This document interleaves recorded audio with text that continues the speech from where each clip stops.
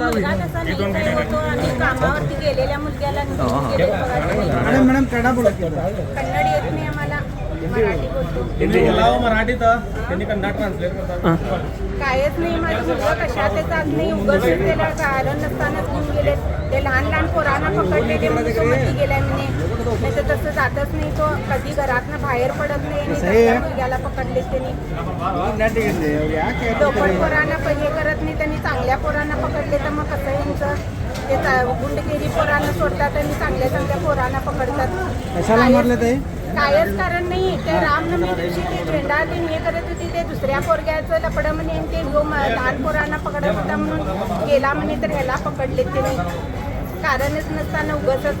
आणि कामा तेवढे ताकद असली की त्यांनी गल्लीत येऊन हे करायचं, विचारायचं की गल्लीत येऊन विचारले नाही काय नाही. त्यांनी तिथं कामावरती गेलेल्या पोरांना पकडून गेलेत म्हणताना, आणि तो नावं सांगेल तेव्हा हाणून घरात दुकानात सोडतो म्हटल्याने आणि सोडले नाही, त्यांनी मारलेत म्हणताना.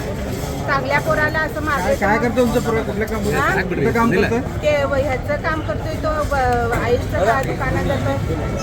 नाव सांगा. तुमचं नाव सांगा. शिवराज मोरे. माझं कमल. घेऊन गेलेत बोलायचं आहे म्हणून, आणि त्या आंघोळच्या ग्राउंडमध्ये मारले. ते आंघोळचे कार्यकर्ते होते आणि त्याच्यात एक पिल्ला म्हणून आहे, तो आलेला आणि तो घेऊन गेला आणि मारला मला.